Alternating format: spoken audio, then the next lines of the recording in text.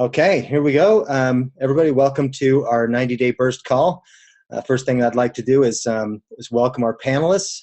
We've got all the panelists are silver and above. We've got Mal Sword calling from Brisbane area. We've got Daya Nyloff calling from the Noosa area. Let's see, we got Ellen Fitzgerald calling in from Toowoomba, and Carmel Scaringi is also joining us from the Melbourne area. So Melissa and I are talking to you from the United States. We're in Utah right now, where the leaves are falling. The autumn colors are gorgeous, and so we're at Bart's mum's house. This is where he grew up. That's right. So it's fun to be back home away from home. Yeah, looking at little blast from the past, looking at memories Totally. and stuff. So the topic today is in the ALIF process, except for follow-up. Before we get into that, we've got Daya on the line, and we were hoping that she would share a couple of insights from Ascent. Well, hang on, Daya, you're muted. Let me just unmute your audio. There you go. Okay. Good morning, good morning, good morning. And good morning to your mum over there as well. It was a total blast to be over there. The exercise we did, I haven't stopped sharing with, breaking through boundaries exercises with our spares. Well, hang on, before you go past that, that looked like it was an arrow, if I'm pretty sure. So what you did, that arrow is broken in half. Yep. So what we had to do, that was only one of the exercises. How many days was it? I can't remember. I was always in air, always in a different language, always in a different, it was totally all over the place. Well, every minute of the time, excitement. Well, we started on. What I want to share are a couple of exercises we did. And this is with this, what do you call them? An arrow. Arrows. Yep. And we had to put them on our throat with a pointy bit and then against the wall and crack the arrow. And it was the most amazing exercise. And the other thing is walking on glass. Which was an amazing exercise. I have walked on fire, but it was different walking on glass. The feeling of it was very different. The most exciting part for me was I had a girl fly in from Sweden, and how to integrate her to the ASEA family. That was her first meeting with ASEA. And for me, being in Australia, to create a network for her with Germany, with Sweden, with Norway, with the Danish people, even with the Spanish people, to be able to spend time in every table and make the friendships for her. And what an impression it did on her. Well, I'm so glad you, sorry, go ahead. Oh, the whole exercise was making contact and making an impression at the same time as the whole days over there were about playing. Well, I'm so glad you made it over there, Daya, and it was a fantastic, just so that you know, in order to qualify for Ascent, you need to be a gold level associate, and you need to qualify at the gold level 8 out of 10 rolling weeks. So you need to have a solid gold distributorship, business. It's not an easy feat. Those were truly a room of leaders. There were 70 people, and you could bring a spouse, or if you didn't have a spouse to bring, you could bring a partner or a guest with you. And so this is what Daya is referring to as the guest that she was lucky enough to invite, because she got a very good exposure to some top leadership at the company. And also, thanks for sharing that with us, Daya. And also, I noticed that Lorraine Bavart had just joined us as well. And Lorraine flew across the pond to Park City, Utah, also to join the Ascent. And we would love to hear from you if you can take a minute or two and share with us what your highlights of the Ascent workshop was, and if you'd recommend people make a rock solid effort to get there to the next one.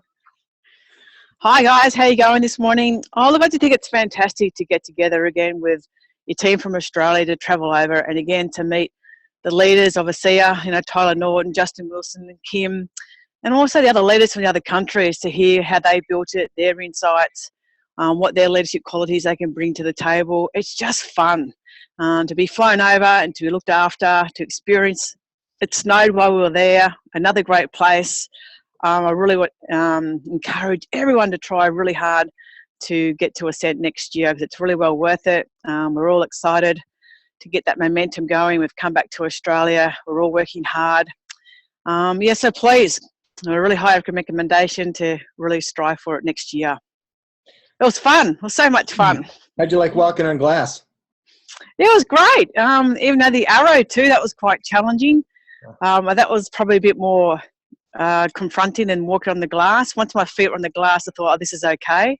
But having an arrow in your throat and trying to push forward, it's amazing where you draw your strengths from. And mine definitely was my background in martial arts. It just all came back to me. I just, did it. It was really good. Loved it. Everyone did so well. It was so good to see some people break some huge barriers. I mean, there were people in tears that were quite emotional, because it was such a huge effort, such a huge breakthrough for them to do that sort of thing. And it was great to share that and be a part of it with them. It was so good. Yeah, it was. Walking on 40 pounds of broken glass was kind of freaked me out at first, but we both got through that. To hear Tyler Norton is such an amazing trainer, talked about building influence with people. So that was fantastic. So thanks for sharing that. So I have a friend of mine who only uses the products, ASEA, the Redox supplement and the Renew 28. Her name's Karen, and she has no intention of building a business, and I knew that from the start, but she just loves the product. And I invited her along as my guest because she is a life coach. She's into mentoring. She's into leadership. She does a lot of what happened at Ascent, and she goes to a lot of leadership courses around Australia and internationally. And she was absolutely blown away by the integrity, by the professionalism, and being there, she goes, well, you are really involved with an amazing company, learning great people. I mean, they just open her arms open to her. She feels part of the family. And she came back and she had to attend another leadership course in Australia, in Melbourne. And it was a real letdown. She goes, oh my gosh, it was nothing like it was overseas, not inspiring. To meet those people and be a part of your team is incredible. And so that was really good feedback to know that we're really on the right path and working with some amazing people, from someone who does leadership courses on a weekly basis. So that was very, very inspiring. Fantastic. That's really great feedback, because I know she was having a lot of fun, and if anyone, like you said, was able to make a determination based on the quality of what she was going to, that was definitely so. Thanks. I'm really excited you could join this morning, Lorraine, because I thought for sure with being a Saturday at 9 o'clock in Melbourne, it wouldn't be the best. So thanks so much for joining us. Just finished the basketball run, a little break now, and then the netball run's coming up soon. So glad I could jump on. Thank you so much. I'm going to transition into some recognition, and then we'll get straight into today's topic. So for her fantastic achievements, number 9 globally in emerging leaders is Francesco Di Paola. And I believe Francesco has been working with Dan Doyle in Florida, even though he is from Italy. And then last week, in terms of rank advancements, Sandy Reid, who, as most of you on the line know, Dan is in Florida working with Sandy. She went gold last week, which is really exciting for her. So congratulations, Sandy. They couldn't be on this morning's webinar, but we certainly want them to know that we appreciate them very much. And Director 700s, we have Suzanne Rosiardi, we have Ella Faye Stacey, we have Shane Markham, Director 700s. Welcome, congratulations to all three of you. There's also Apple a Day Healthcare, Natural Health Centre. There's Arjan Medaraku and Antonia Cancellieri as Director 700s, along with Hong Zhang as well. So congratulations to all the Director 700s from last week. Certainly on the road for heading for bronze and beyond, which is really a great place to start. Director 300s, we've got Jane Roman, Barb Coomber, Faye Taylor, Richard Salisbury. We have Paul Allen Cardona and Hong Zhu, along with Joy Lockwood. So congratulations. That's all the rank advancements for last week. That's fantastic. And all the more testimony to this business because we have been playing last week. And so we definitely took the break and took some time out, went down to southern Utah, and we've found a new sport we love, rock climbing over, not physically, in some vehicles over some petrified sand dunes in southern Utah. It was absolutely amazing. So, unbelievable ride in a Hummer, and the stuff that we were going over was mind-blowing, steep and so to know that your business is growing and people are rank advancing when you're on the other side of the world, we wouldn't be in any other business or have it any other way. We're so excited to be associated with you all and see people grow. So let's move on to F for follow-up. Now, as far as the panel's concerned, I'm going to go into, as I mentioned before, an objections workshop in a minute. But as you know, we do draw heavily on each of these Saturday webinars from Eric Worre's GoPro book. And that's strategic because it's an easy read. He's the best in the industry as far as I'm concerned when it comes to duplicating systems, and what he says makes sense. So I'm not going to go into depth with what he says. I may revisit it toward the end of the webinar because of what we've got to cover. But pages 77 to 92, concept number 1, he says, follow-up is doing what you said you would do. And it's amazing how many people, for whatever reason, and I'm sure we're all guilty of it, don't follow up when they said that they would follow up. And in essence, when we don't do that, it was a waste of time connecting with them in the first place, and it really just shows that we're really not a people of our word. So interestingly, 44% of people have an 80% chance they will not close a sale or they will not follow up. So that's really high statistics. And 80% of sales require 5 follow-ups. This is statistics from Euromonitor, who are a huge statistical gathering company. And 44% of people give up after 1 follow-up. Now, I know there's many people that wouldn't be in our business if we had walked away after 1 follow-up, or if we had walked away based on an objection that they may have thrown out there. And 92% of people never follow up with a contact 5 times. So we all know that this is hanging in there with people, and we're so fortunate because with the ASEA, the technology and the business model, we're offering a gift. So it's really easy to stay detached from the outcome and move forward and let them know, where we're coming from and who we are. Concept number 2, this is so important. In fact, Eric Worre, if you go on the internet and bring up a search for his videos, he prefaces this concept as his $1 million question or $1 million concept. He says, the only reason to have an exposure, the only reason to get in front of somebody is to set up the next exposure, is to set up the next meeting. So he says that's the only reason. So it's really important to keep that in mind as well. And concept number 3, he says in his book that it takes on average 4 to 6 exposures for the average person to join. So yeah, some will definitely join on the first exposure. It's a no-brainer. They see it, they get it. And there's certain personality profiles or personality types that usually act that way, and we'll cover that in a minute. And then concept number 4, condense your exposures for better results. What he means by that is people are busy and they're constantly distracted by life, which is so true. So he says if you take people through a process over several weeks or even months, if need be, it's akin to starting over again each time you contact them because people tend to get distracted. So it's a matter of really condensing it, keeping it going, book a meeting from a meeting in the shortest possible time. And if you have them check out a video, then join a webinar, then use a product, get them on a 3-way telephone call, which is extremely exciting or crucial to do, and you do that all in 1 week, you get them in a position where they really think about how this business model and how the technology is going to change their lives. So there's more points to all of those concepts that I covered, as I said, so you might want to touch on that in Eric Worre's book because it's a skill set that we all need to master. So I'm going to go ahead now and I'm going to share the screen when it comes to the objections workshop that we'll go into. Did you want to add anything? I was just going to mention in terms of multiple exposures, even if someone says no, and I think this might be on kind of the PowerPoint that we're going to go through, but it just seems like the only thing I hear is that they haven't had, no doesn't mean no, it just means I haven't had enough information to make an educated decision yet. Because if they knew what I knew, then they'd want to know. They'd certainly want the product, and they'd want to share it with people that they care about and people that they know. So it's really just the finesse of keeping the door open, keeping your foot in the door, if you will. And so even if someone came and said, I'm really not interested, thanks, but no thanks, I would just say, I just want to let you know, I'm really excited about what this is. I'm committed. Melissa and I've made a decision. We're going to build this, and these products are making a huge difference in people's lives. Hey, would it be okay if I just kept you informed on how our business is going from time to time? And people every time will say, sure, that'd be great. We'd love to know how it's going for you. So it's just really keeping the door open. So the next time you hear of a product story or experience or something and their name pops in your head, or the next time that you see them, you can remind them, hey, remember I told you I'd keep you informed on how things are going. You can share a product experience and how things are going. And it's just because it's really a matter of timing. I just kind of set this whole thing up in terms of follow-up.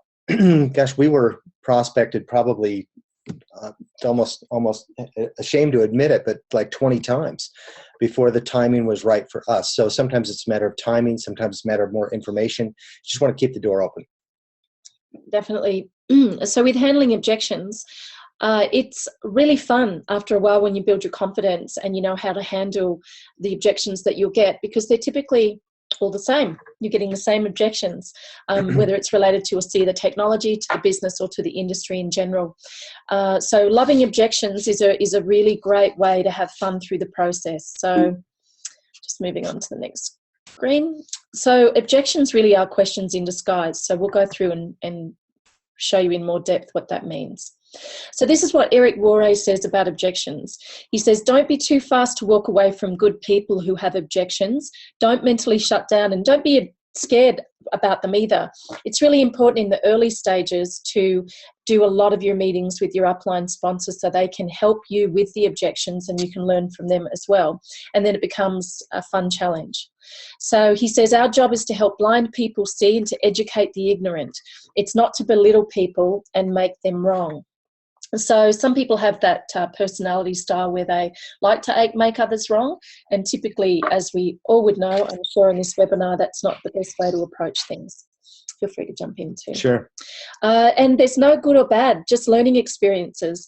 In fact, the best way to handle objections and to get out there and get good in this business is to go and make a few mistakes in the beginning. Practice. It doesn't really matter, but the more you can have a three-way phone call on your upline sponsor or a mentor on the line with you, the easier that transition period will be. One of my mentors from the very beginning of network marketing says, anything worth doing well is worth doing poorly first. Some people think they've got to be perfect, and you really don't.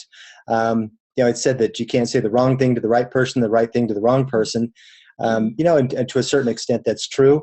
Although it's good that we can, always constantly sharpen the saw, and like Stephen Covey says, where we get better and better as we experience in things as well. So just in terms of objections, never think of it as a real objection. It's really, I translate it into a question. So if people don't have, time, what do they need more of? They need more time. Will this help me to create time? Or how can I fit time into fit this into my schedule? So it's really kind of working at it from being a problem solver also. This is really important. You need to have good posture and certainty when handling objections. Human nature, if somebody sniffs out an insecure person in the room when it comes to some of the objections that they're throwing out, it certainly is going to play on their psyche when it comes to the answers that they get back and whether or not it'll satisfy them. So the best way to get good posture and certainty is to learn what the objections are, to role play them with your mentor buddy, with your upline sponsor, so that when you get them out there, you're really confident in being able to handle them and you welcome them and you look forward to them. For me personally, my style is to always get people to their objections in the shortest possible time. Concept number 4, you may remember Eric said, condense your exposures for better results. Well, a good way of doing that is the sooner you can get people to let you know what's holding them back, the easier it is for you to help them to determine whether this is or isn't for them.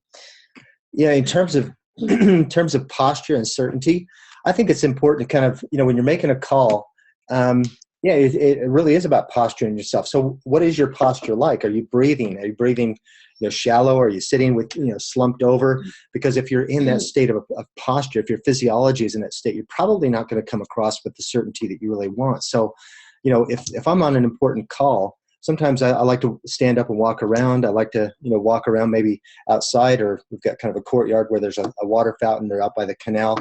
And it just puts me in a more positive state of certainty so I can really communicate better. So whatever works for you, but sometimes just, taking a few good breaths, sometimes smiling in the mirror, there's different tricks, but physiology is really important when you're communicating, because it makes a difference in your tone of voice, how you're coming across to people. And if you have total certainty, they'll sense that, they'll feel that, they'll see that. People want to be on a train that's going somewhere. They want to be on a team that, they want to be on a winning team. So when you can convey that you know where you're going and you believe in what you've got, it makes all the difference in the world. And not to harp on this point for too long, but one last thing with what Lorene and Di were talking about when it came to breaking the arrow with our necks. So you can't have any amount of uncertainty, and your posture can't be poor in that regard, because it hurts. It really hurts when you don't quite break the arrow on your neck. So the arrow is put right there, right in the small of your neck, and you got to walk into it with certainty. So that was a good experience to realize how we need to be when we talk with people. And then it's important when handling objections to ask yourself, what are they really saying? And we'll go into some examples that will demonstrate what this means. And this is a fun part, because typically the objections we have, our team will have, and we project our objections on others without us even realizing. So let's say you have an objection that ASEA is too expensive. Guess what people are going to start giving you feedback on in your team? It'll be that exact objection. So you have to absolutely clear your objections out as a leader, because it will be reflected back at you, which is part of what Mal was describing earlier when he was talking about the book he's reading right now. So this is a really important point to take on board. When I first got into network marketing, network marketing was my issue. And so I kind of kept getting that as a little bit of a feedback. And I thought, I need to really just get clear. So exactly what Melissa said, educating. So I got some books on the industry, and I absolutely love the model of network marketing, the ability to create residual income, being able to be in control of your own destiny. So when you're clear with that and you've got certainty with that, that objection either won't come up or you can handle it so easily. So again, it's just about really getting clear and having an understanding on the value of the products, if the price is a challenge, for example, or to realize this is a vehicle where you can actually, it doesn't even cost, it can pay. And Eric Worre, when he breaks it down, it comes down to limiting belief in self and limiting belief in network marketing. That's the two categories he's recognized as to what all objections fall under.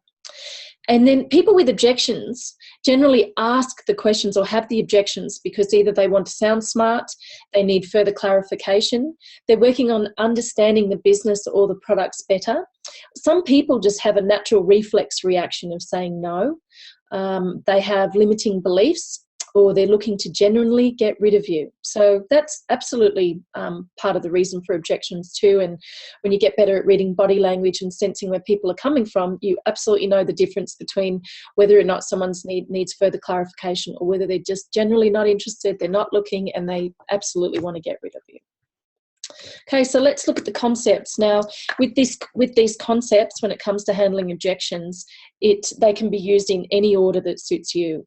So the feel, felt, found method is a time-honoured and proven method where you relate to people and you have empathy. So if you've had an experience along with the same objection they've had, we'll go into some examples. You would say, I know how you feel. I felt the same way. This is what I found.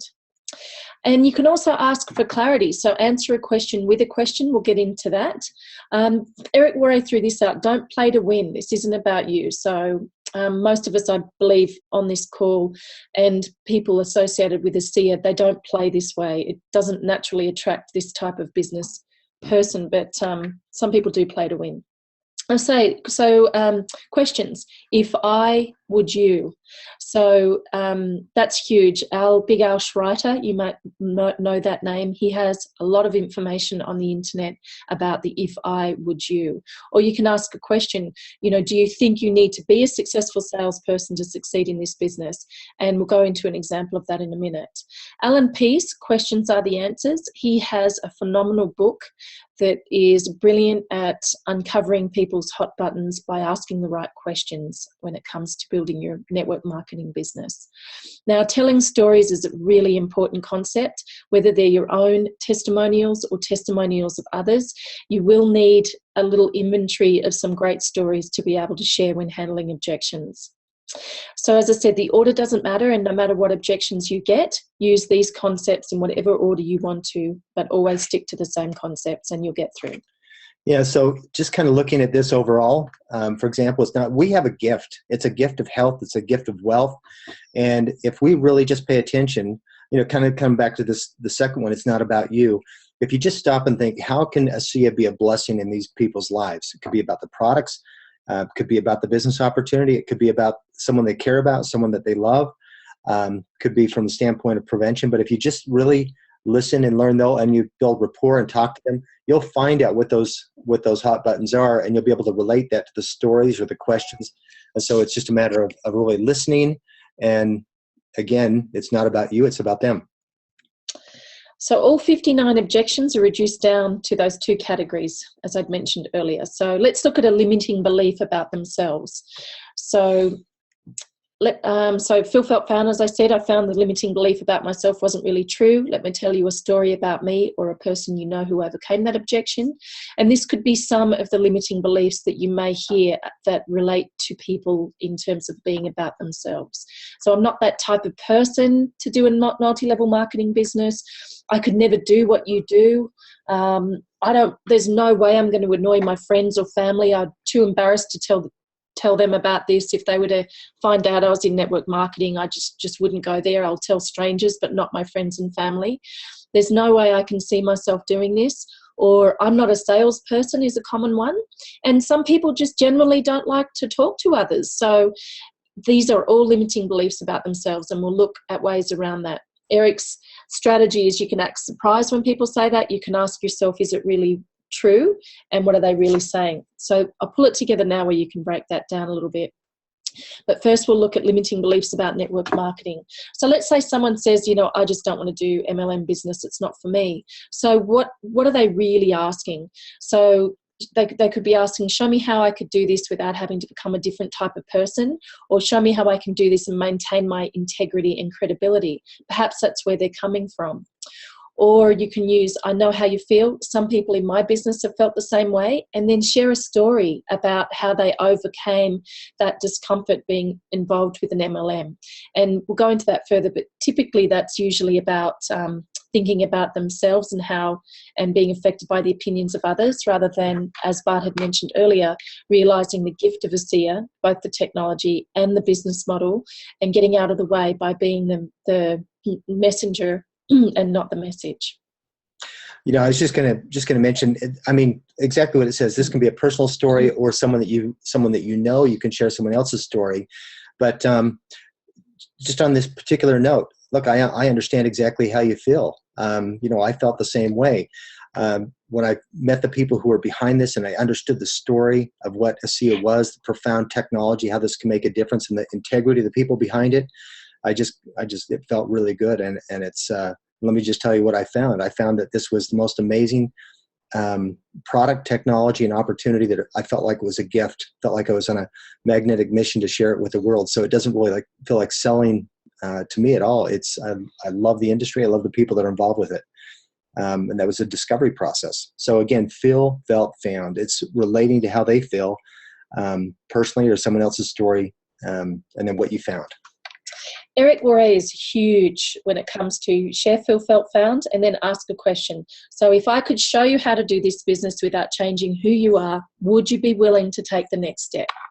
That's fantastic, that particular question, because then it'll bring up other objections. And we want to dig down to all their objections so that we can help them, and so that we can help them move forward as well.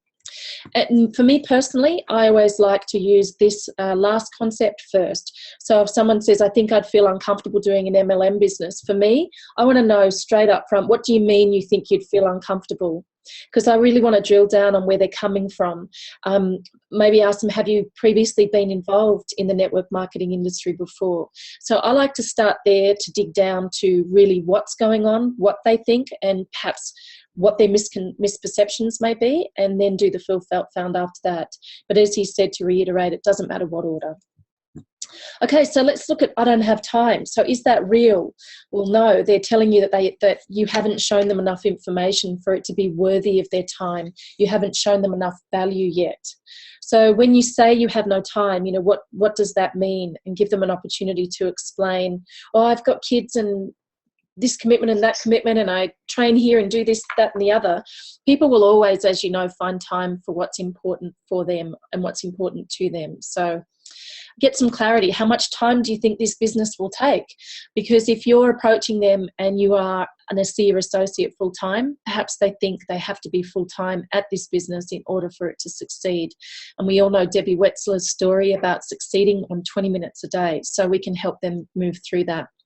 The feel, felt, found. I was very time poor when I was introduced to ASEA, and because I was looking to make some changes in my life, I decided to dig deep and take care of my debt and take better care of my family. So I found the time I needed to make it happen.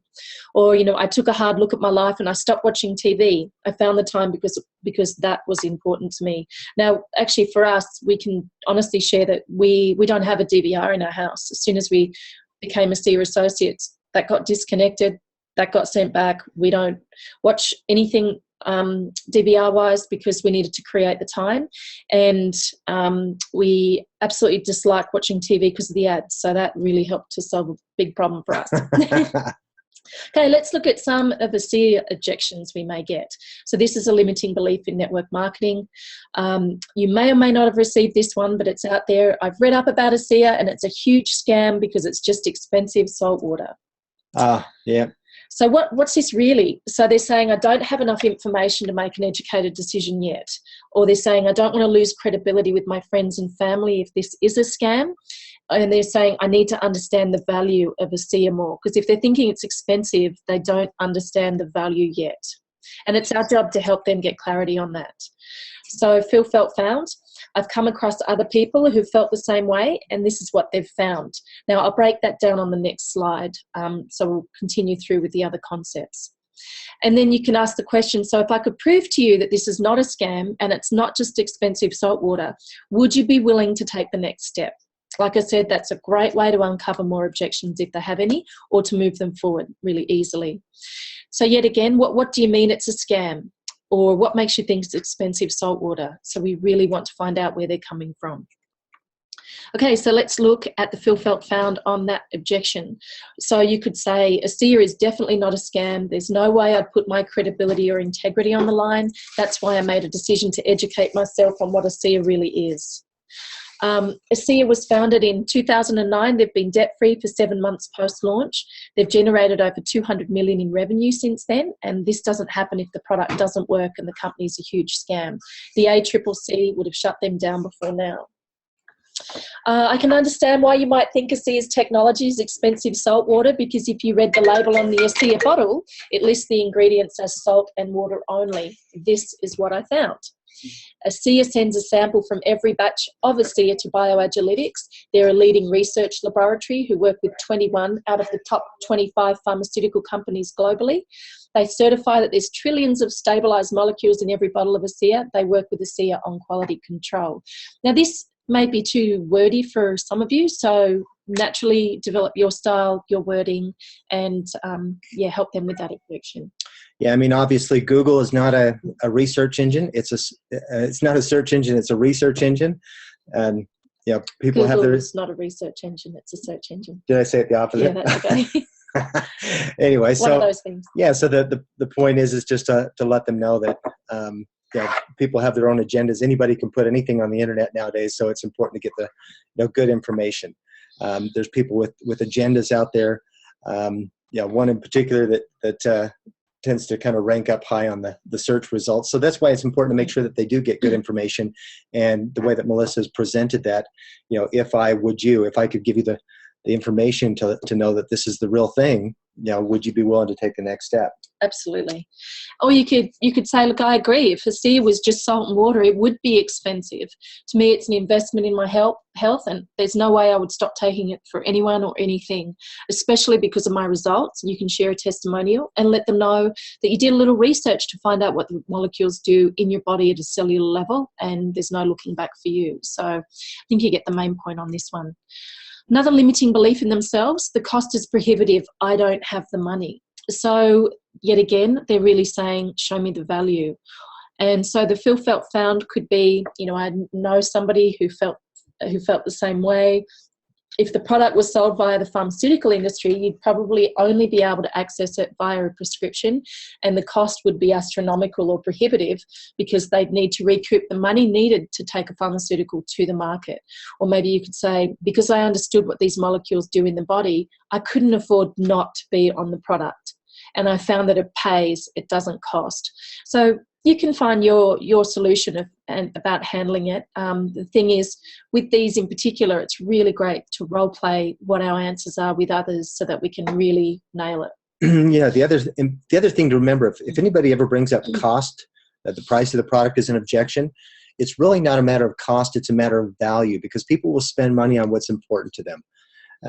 If you reduce it down to the daily cost, it works out to be about, for a maintenance dose of ASEA is about $6 a day, a cup and a half of coffee, or less than 2 soft drinks that people might buy. I mean, people are making unhealthy choices all the time. They could take and change that to a healthy choice that's a better option.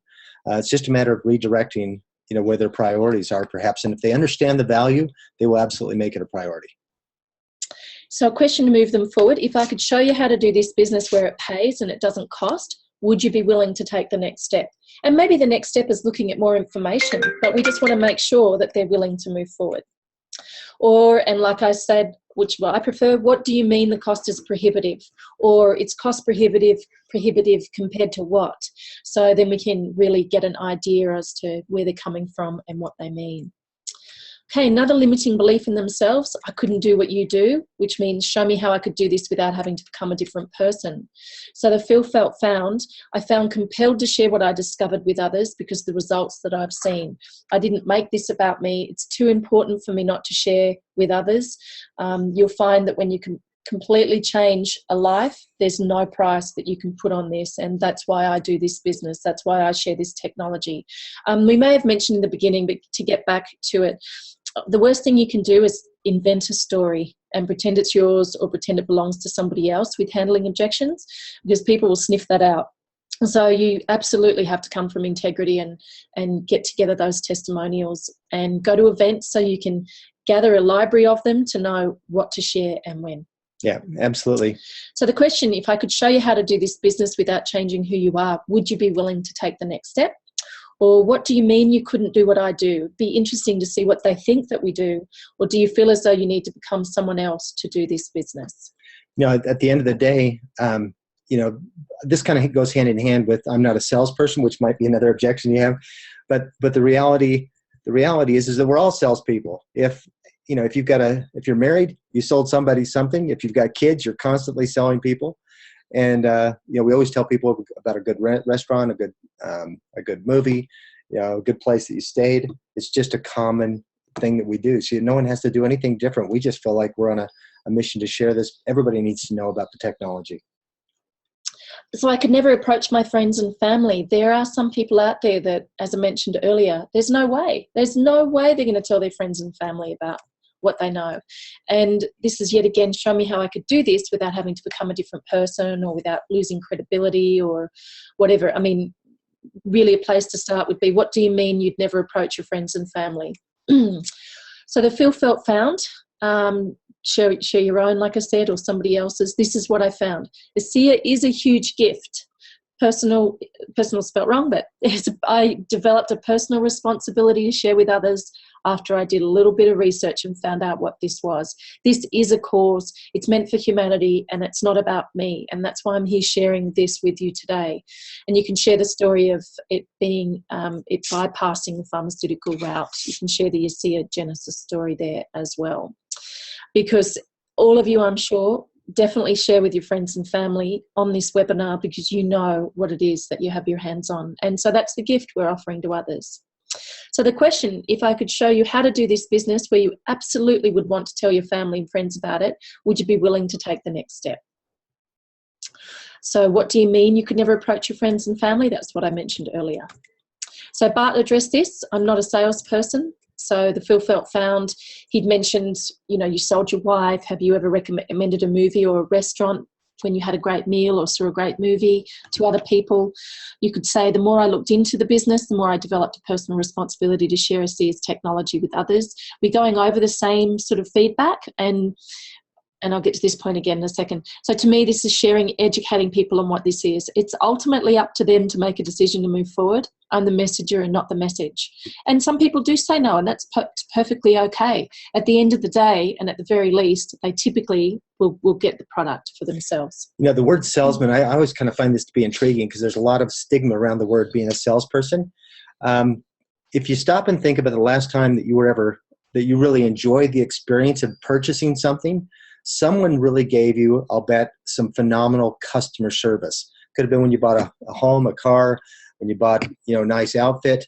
It wasn't about someone selling you something. It was about someone giving you service. It was about someone helping to solve a problem or a challenge that you have. So truly, a good salesperson is nothing more than a good problem solver. So just, you know, it's just a different way of looking at that phrasing and helping them to understand that, look, we're in the business of helping people solve problems. And if you don't like the word salesman, then think of some other word that you might like to use to describe yourself if that feels more comfortable. So if I could show you how to do this business without changing who you are, would you be willing to take the next step? So what do you mean by you're not a salesperson?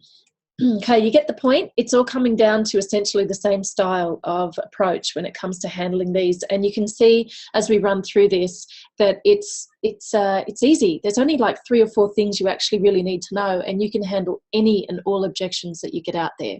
So I don't like to talk to people. This is a rare one, so I'm going to just flick through this. So when I understood what this technology is, I didn't care about what other people thought of me. I knew I had to do my part and pass on the gift. Or I found some people weren't interested in what I had to say. And more importantly, I was able to change the lives of a few wonderful people, share their testimonial. This is why I love this business. This is why I'm here talking with you today. This is my mission. This is my passion. This is the journey that I'm on. I would just say, man, this is why you're going to love this business, because you get to pick and choose who you talk to. Yeah, that's true. You don't have to talk with the people you don't want to talk to. I mean, what kind of business can you find where you get to pick, you get to work with who you want, where you want, when you want? I mean, you're in control of your own destiny. I mean, this is the absolute magic. Plus, if you don't like to pick, to talk with people, this is an opportunity to create an income that creates residual income. So it's creating that freedom ticket that we all, the residual income, which is nice. But at the end of the day, this is a business where they will have to open their mouths and share. They can do it through 3-way phone calls and leverage their time that way. But we will need to help them overcome this challenge if they have it. So if I could show you how to do this business without yet again changing who you are, would you be willing to take the next step? Or what do you mean you don't like to talk to people? Because unless somebody is a complete hermit living in the woods for 30 years and they really don't like people, then they're talking to people every day anyway. So dig deep and find out what that's about. So that's it on handling objections. What I would love to do is, if anyone on the panel would like to share some feedback from what we've covered or experiences that you've personally experienced that we can learn from, then let us know, because we'd love to hear from you. So prefer you to volunteer than put you on the spot, Mal.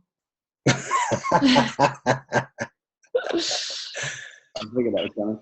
Yeah. I think what Bart was saying before is to leave the door open. For a lot of people, it's a timing issue. It's nothing more than that. I think we have to be sensitive to the fact that when we contact people, and sometimes you can get tired in well doing. That's normal. It's just normal when you build a business like this that you can get to a level of frustration. But I think when talking with people, it's just important to ask them if you can leave the door open. Is that no for now, or is it no forever? And most people say, oh, it's just no for now. I've got this going on. I said, no problem. So what I'd like to do is keep in touch with you. It would be all right if I came back to you in 2 or 3 months' time. And pretty much everybody says yes. Very rarely will people give you 2 no's in a row. So and it lets them off the hook as well. So that's what I do. I constantly just graze over people and keep in touch. I might send them something if there's a new email or something that I've received from Trish Winkler or from you guys. I'll forward that through. And it's always important to understand that the journey here is a process. It's not an event. I think we all have to understand that this is a journey. Building a business like this, I know everybody, including myself, wants to be triple, dippled diamond in 2 months, but it's a journey. And mostly the journey's with ourselves and learning to work on ourselves and climb and jump over the hurdles that we have.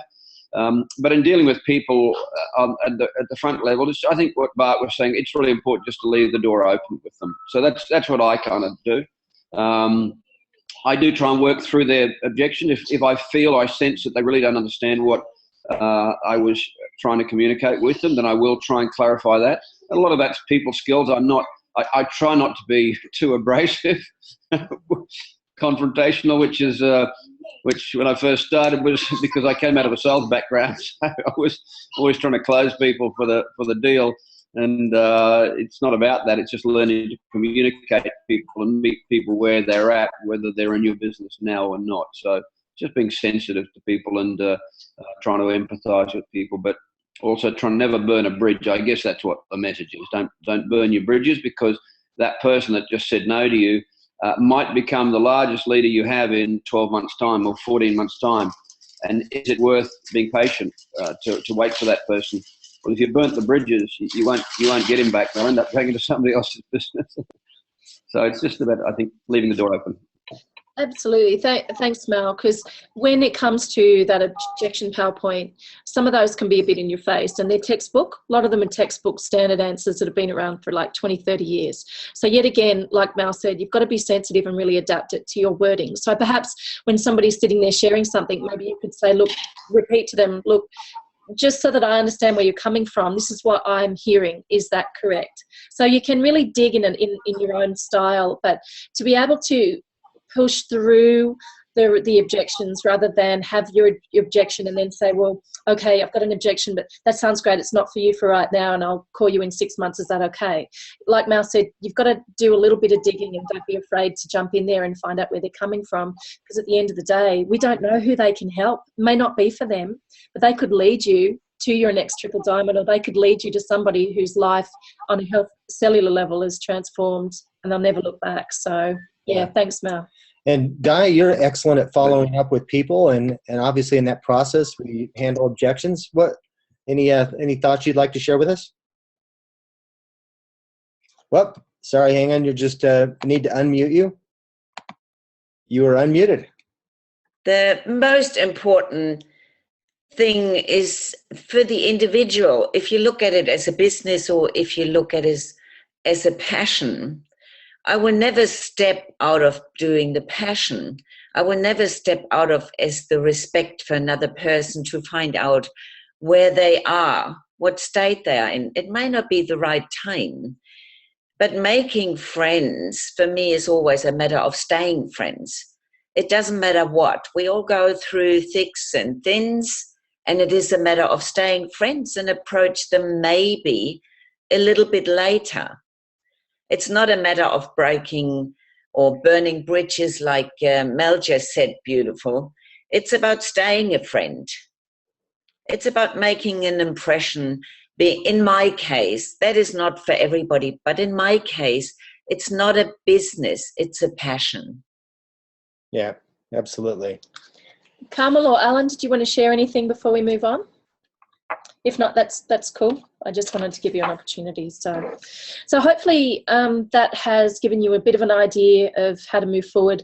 Like I said, role playing with your upline is going to be huge. So I wanted to transition just quickly, because when we were talking about follow-up, we all know the standard follow-up procedures, but it's really good to be able to understand who you're talking to when it comes to personality profiles that I mentioned earlier. So let's just have a quick look. This is very much an overview. You can read a lot more about it on the internet. But this in particular is based on the DISC system. So the DISC model provides a common language that people can use to better understand themselves and to adapt their behaviours with others. Because when you're following up with a person with a dominant personality style and you're not getting to the point and you're not reading their body language to understand what they're saying, then it's potentially not going to come off as well as what you may have envisaged that it would. So dominant. So a dominant person places emphasis on accomplishing results. They're really interested in the bottom line, and they typically have a lot of confidence. So they see the big picture. They can be very blunt. They like to accept challenges. They get straight to the point, and these people are typically excited about rank advancing and winning competitions, and they're dominant. They're fun people. I love dominant people because you usually know where they're coming from, you know what they're about, and I love to be around black and white people. So that's one style we need to be very aware of when following up. The next are the influencers, people of influence. They place emphasis on influencing or persuading others. They're very open and they're very relationship oriented. Now, keep in mind, you don't have to fit into one particular personality style. You can be a mixture of 4. In fact, that's the best balance. So they show enthusiasm, and sorry if this is a tiny little bit small. They show enthusiasm. They're often optimistic. They like to collaborate, but they don't like being ignored. So getting back to dominant people, sometimes when we're following up with them, just let them lead the conversation and tell you where they want to go. And people of influence, make sure you don't ignore them, people who like to influence others. There's also steadiness. So when it comes to, thanks, that's perfect. When it comes to behaviours of somebody who exhibits a steadiness in their personality profile, they place emphasis on cooperation, sincerity and dependability. So they don't like to be rushed. If they're eating a meal, don't tell them they have to eat it in 15 minutes and be out the door. They don't like that. They have very much a calm manner, a very calm approach. They're supportive in their actions and very often humble. They have a lot of humility. And then conscientious people, they're people who place emphasis on quality and accuracy, expertise and competency. So these are the people that would say, show me the research, show me the figures, show me all the studies. They want the facts and figures. They enjoy independence. So typically they don't like being told what to do. They have objective reasoning. They want the details, and they're really scared of being wrong. They don't like to be made wrong. So there's a couple of other personality styles or profiles that you can find on the internet. This is one that seems to be more common that people are using these days, and you can really see that this is most people in our lives and we do business with, they fit into one or all of these categories. Yeah, the thing that I was wanted to say is that we tend to assume that people see the world the same way that we do, and so, but they don't. People see the world entirely different. So we need, if you would listen, we can kind of get a feel for how they see the world. So, so obviously, if you're talking with someone who's a supporter type personality, and you keep talking to them about, from a dominant sort of a standpoint, where showing them the money and how big the business is, for example, when they really want to see the benefits of the products and how it's going to work. It's really just a matter of listening to what their needs are and trying to tailor that, and realize that maybe they're seeing things differently than you do. So we've got a few minutes to go. I wanted to promote a couple of upcoming events, and before I get into that, hopefully this is helping to whet your appetite somewhat when it comes to following up with people, not being scared of their objections, and also knowing what their personality profile may be. A lot of that too you can tell by the way they dress.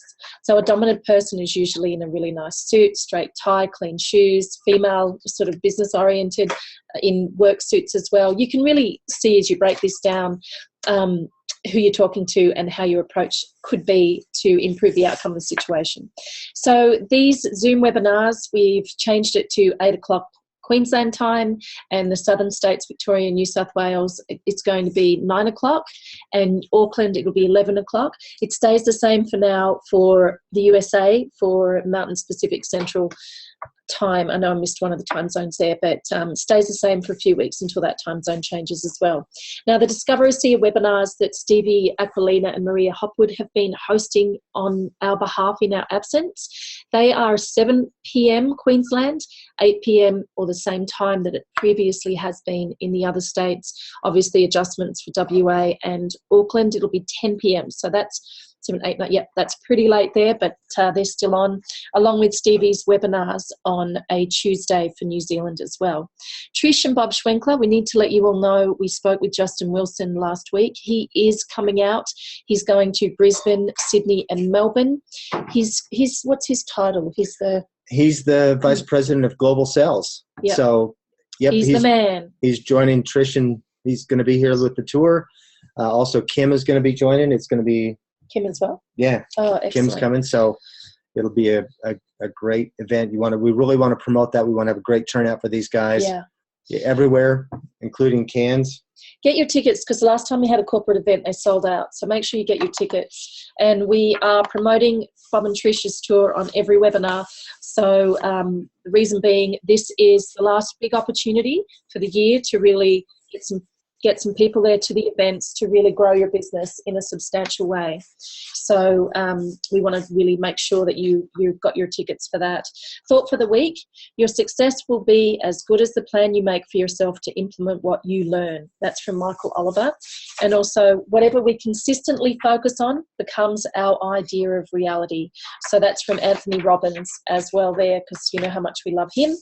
And as far as closing up the webinar, I don't know if anyone on the panel has any final thoughts or any events that you need to quickly promote. Now's the opportunity. I'll just check the chat box. Tickets to Sydney closed yesterday from Sharon Chanke. Thanks, Sharon. That's not good because we need to get more tickets. So we will figure out more on what's happening there, but thanks for updating us on that. Thank you so much, everyone, for joining these webinars. We really enjoy putting them together for you. And next week, I believe it's John Bash. Don't hold me to it. I need to double check. But we have a great lineup next week. And then the following week, we will be in Hawaii at the Diamond Summit. So that week, we will be sharing with all the diamonds there in the room to give you their insights, feedback. That'll be a fun call to be on. Then we only have 2 more after that, which will be with Denny Robinson and the Gates as well on a wrap-up call. So if you are not 100% where you want to be in this 90-day burst, it's never too late to start today. You can take on the 30 people in 30-day challenge with presentations, or 20 people in 30 days. The organisation coaching report is a great tool to help get through this process as well, because there's still time to rank, advance, change lives and make a difference. So I've done a lot of talking this webinar. Thanks so much for listening, and we will see you next week. Yeah. We'll be here in Utah until the 4th of November. Yeah. And as for your question, Rob, this will be recorded and sent out on the email, the emails that Melissa sends out as well. Thanks, Alan, Daya, Malcolm and Carmel as well for being on the panel. And thank you to all of you as participants. We're so excited to be working with you and look forward to your feedback.